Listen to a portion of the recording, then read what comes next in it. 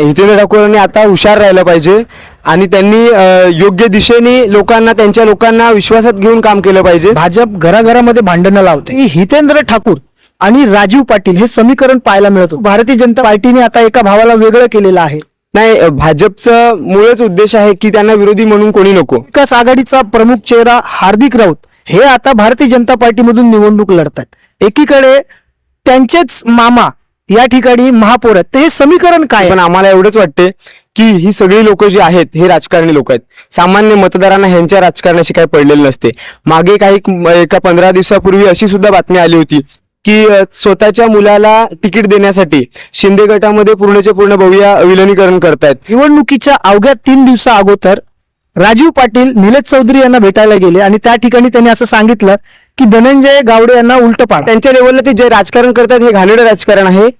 आपण पाहताय top 10 Maharashtra news. उद्या ठाणे मध्यवर्ती जिल्हा बँकेच्या निवडणूक आहेत. या बँकेमध्ये भारतीय जनता पार्टी विरुद्ध बहुजन विकास आघाडी असे 2 पॅनल आपल्याला पाहायला मिळतात. आधीपासूनच ही निवडणूक भारतीय जनता पार्टीने वर्चस्वाची केलेली.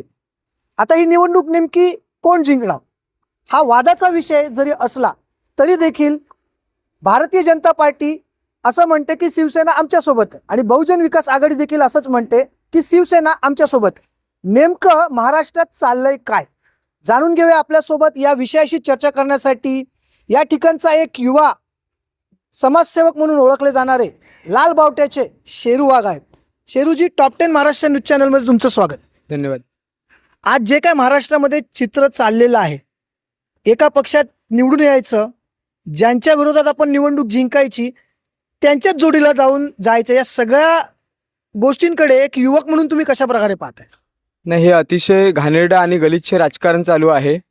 निवडणुकीच्या वेळी जेव्हा मतदार राजा मतदान करतो त्यावेळी एखाद्या पक्षाला, आता जसं की नुकताच आपण बघितलं तर उबाठाचे शिवसेनेचे खासदार फुटले. निवडणुकीच्या दरम्यान आपण त्यांना उबाठा म्हणून आणि विरोधी पक्ष म्हणून निवडून देतोय, भाजप नकोय म्हणून. आणि निवडून आल्यानंतर हेच खासदार मतदारांना कोणताही प्रकारचा त्यांना विचार न करता निवडणुकीच्या दरम्यान त्यांना मोठमोठी भाषणं केलेली असतात, ते सगळं विसरतात आणि स्वतःच्या फायद्यासाठी, स्वतःच्या इच्छेसाठी आणि स्वतःच्या मर्जीसाठी ती लोक सत्ताधारी पक्षामध्ये जात आहेत. आताच्या घडीला हे जे काय राज्यभर किंवा देशभरामध्ये चाललेलं आहे, राष्ट्रवादी फुटली, काँग्रेस फुटली, तिथं बंगालमध्ये सुद्धा हीच परिस्थिती चालू आहे. आपल्याकडे उबाठा फुटली, उबाठा 2 तुकडे झाल्यानंतर आत्ता पुन्हा उबाठाचे खासदार फुटलेत. त्याचबरोबर वसई विरारमध्ये सुद्धा ही परिस्थिती येत आहे. आत्ता जर आपण पाहिलं तर महानगरपालिकेच्या निवडणुकी अतिशय संघर्षमय निवडणूक झाली. त्याच्या महानगरपालिकेच्या निवडणुकीमध्ये बवियाच्या चिन्हावर आणि बवियाच्या पॅनलमधून निवडून आलेले नगरसेवक आता भाजपच्या छत्रीवर उभे आहेत बँकेच्या निवडणुकीमध्ये. तर मतदारांना आणि आमच्यासारख्या लोकांना असा प्रश्न पडतो की आमचा सुद्धा तेवढाच वाटा आहे. महाविकास आघाडी म्हणून कम्युनिस्ट पक्षाला सत्तेमध्ये कोणताही वाटा नाही मिळाला, मात्र आम्ही लोकांनी रस्त्यावर उतरून महाविकास आघाडीचा दिवसरात्र प्रचार केला आणि ज्या लोकांना आम्ही निवडून दिलं, आता महाविकास आघाडीमध्ये बविया असेल, शिवसेना असेल, काँग्रेस असेल, राष्ट्रवादी होती, ह्या सगळे जे पक्ष आहेत ह्या लोकांसाठी कम्युनिस्ट पार्टीने पण तेवढीच मेहनत केलेली आहे आणि त्या लोकांना कोणत्याही प्रकारचा सत्तेमध्ये कोणत्याही प्रकारचा वाटा न देता आज आम्हा लोकांचा विचार न करता, मतदारांचा विचार न करता हे डायरेक्टली जात आहेत. तर वसई विरारच्या आणि संबंध महाराष्ट्रामधल्या सामान्य माणसांनी आणि मतदारांनी सुद्धा आता हुशार व्हायला पाहिजे. ह्यांना ज्या पद्धतीने नवीन आता कायदे आणतायत, तसं आमची अशी मागणी आहे की पेपर फुटल्यानंतर पुन्हा निवडणूक, तुम्ही पेपरची परीक्षा घेता तसंच एखादा आमदार खासदार फुटला तर पुन्हा निवडणूक घेतली पाहिजे आणि त्याला जर खरोखर निवडून या आणि मग जा त्या पक्षामध्ये. एखाद्या पक्षाच्या चिन्हावर जर तुम्ही निवडणूक लढता आणि निवडून आल्यानंतर दुसऱ्या पक्षात जाता तर हे चुकीचा अशा पद्धतीचा कायदा बनवला पाहिजे. सध्याच्या घडीला नवनवीन कायदा बनवण्यामध्ये भाजप खूप आघाडीवर आहे, तर त्यांनी असा सुद्धा एक कायदा बनवावा, कारण की लोकांना मग मतदारांना विश्वास राहील. कारण की येत्या दिवसामध्ये लोकांचा मतदानावर विश्वासच राहणार नाही की आम्ही निवडून दिलेलं कुठल्या पक्षात आणि गेला कुठल्या पक्षामध्ये. आता तुम्ही भाजपचा उल्लेख केलात. भाजप घराघरामध्ये भांडणं लावते. बहुजन विकास आघाडीमध्ये आपण जर पाहिला तर एकेकाळी हितेंद्र ठाकूर आणि राजीव पाटील हे समीकरण पाहायला मिळत होतं. परंतु भारतीय जनता पार्टीने आता एका भावाला वेगळं केलेलं आहे. ही निवडणूक आपण जर पाहिली तर 2 दिवसापूर्वी हितेंद्र ठाकूर यांनी भाषण दिलं आणि त्या भाषणामध्ये ते आक्रमक झाले. त्यांनी असं सांगितलं की जे येतील ते माझा नातेवाईक कोण मिळत नाही, जे गेले ते माझ्यासाठी मेले. याकडे तुम्ही कशा प्रकारे पाहताय? नाही, भाजपचं मूळच उद्देश आहे की त्यांना विरोधी म्हणून कोणी नको. त्यांना कोणीही असेल, मागे तुम्हाला आम्ही अरण्यामध्ये सुद्धा दाखवलं की आम्हाला बांगलादेशी म्हणून टार्गेट करत होते, मात्र ह्यांच्याच पाठीशी बांगलादेशी उभे होते. तर तो बांगलादेशी असो कुणीही असो, ह्यांच्यासोबत गेल्यानंतर तो त्यांचा चांगला होतो. वसई विरारमध्ये ह्यांच्या विरोधात लढणारे एक ना अनेक नेते होते. आज त्यांनी, तुम्ही जर पाहिलं तर उबाटाचे जिल्हा प्रमुख त्यांच्यासोबत गेले. प्रहार जनशक्ती पक्षाचे जिल्ह्याचे अध्यक्ष ठाणे पालघर जिल्ह्याचे ते त्यांच्यासोबत गेले. ह्यांना विरोधी म्हणून कोणी नको. छोटं मोठं काहीतरी चॉकलेट द्यायचं, एखाद नगरसेवक बनवायचं, एखाद ग्रामपंचायतचा सरपंच बनवायचा, आणि विरोधी कोणी बोलणारा असेल तर त्यांना सुद्धा त्यांनी अच्छा, उद्या ठाणे मध्यवर्ती बँकेची निवडणूक आहे. ही निवडणूक भारतीय जनता पार्टीने वर्चस्वाची केलेली आहे. बहुजन विकास आघाडीचा प्रमुख चेहरा हार्दिक राऊत हे आता भारतीय जनता पार्टीमधून निवडणूक लढतात. एकीकडे त्यांचेच मामा या ठिकाणी महापौर आहेत. तर हे समीकरण काय आहे, नेमकं काय चाललंय, हितेंद्र ठाकूरांच्या लक्षात येते की नाही, तुम्हाला काय वाटतं? नाही, आता त्यांच्या लक्षात येत असेल किंवा नाही येत असेल, पण आम्हाला एवढंच वाटते की ही सगळी लोकं जी आहेत हे राजकारणी लोक आहेत. सामान्य मतदारांना ह्यांच्या राजकारणाशी काही पडलेलं नसते. मागे एका 15 दिवसापूर्वी अशी सुद्धा बातमी आली होती की स्वतःच्या मुलाला तिकीट देण्यासाठी शिंदे गटामध्ये पूर्णचे पूर्ण भव्य विलिनीकरण करतायत.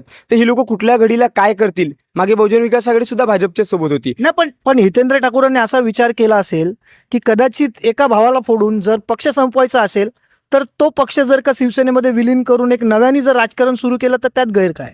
नाही, पण तुम्ही सामान्य मतदारांना कुठे विचारात घेतायत?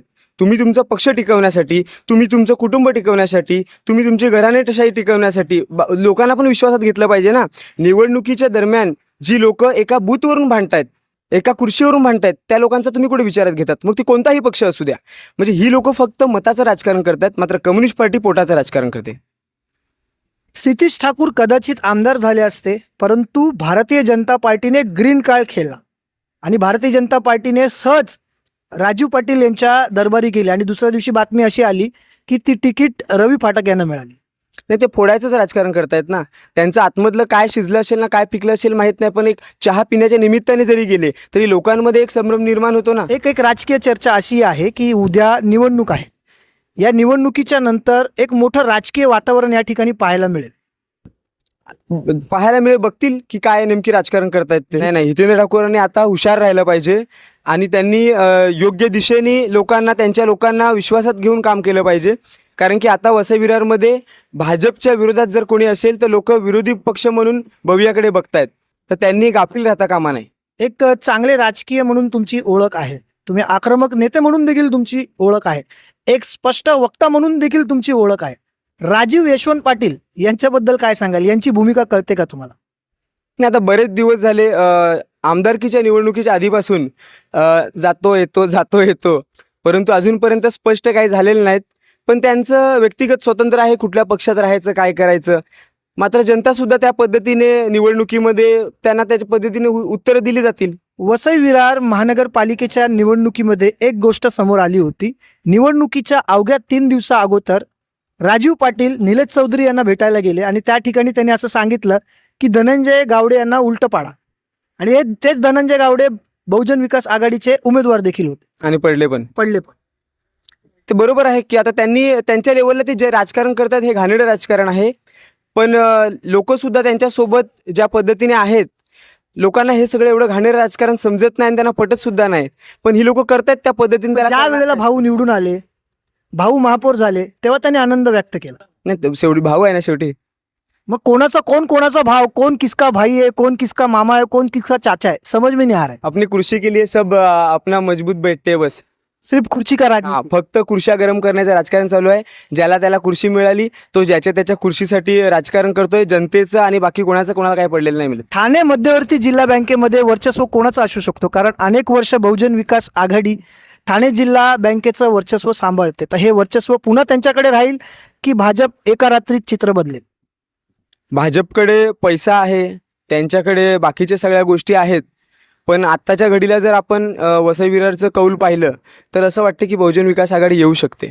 पण येऊ शकते, पण शेवटी बाकीच्या गोष्टी त्यांच्या हातामध्ये आहेत, सत्ता त्यांच्याकडे आहे. पण दुसरी चर्चा अशी आहे की जर समजा उद्या भाजप जिंकली तर परवा भाजप आपला महापौर बसवणार. बघूया आता काय होते ते, माहिती नाही, कळेल. सांगू शकत नाही उद्या काय होईल. रात्रीत कदाचित बदलू पण शकते. आपण जर पाहिलं तर ठाणे जिल्हा मध्यवर्ती बँकेची उद्या निवडणूक होणार आहे. ही निवडणूक भारतीय जनता पार्टीने वर्चस्वाची केलेली आहे. खरं तर महाराष्ट्रामध्ये पक्षांतर बंदी हा कायदा लागू केला पाहिजे, कारण उबाटाच्या चिन्हावरती जे 6 खासदार निवडून आले, अचानक त्या खासदारांनी शिंदेची शिवसेना जॉईन केली. मतदारांनी नेमकं काय करायचं, मतदारांनी नेमकी काय भूमिका घ्यायची, या संभ्रमात आता मतदार सापडलेले आहेत. उद्या ठाणे जिल्हा मध्यवर्ती बँकेची निवडणूक आहे. मतदारांना माझं स्पष्ट आव्हान आहे की या सगळ्या गोष्टी समोर ठेवूनच मतदान करा, कारण मतदार राजा जागा हो आणि लोकशाहीचा धागा हो. त्याचबरोबर शेरू वाघ यांनी हितेंद्र ठाकूर यांना एक सल्ला देखील दिलेला आहे आणि खरंच हितेंद्र ठाकूर यांनी आता गाफील राहून चालणार नाहीये, कारण आपल्याच घरचे आपले वैरी होत चाललेले आहेत. Top 10 Maharashtra news, Vasai Virar.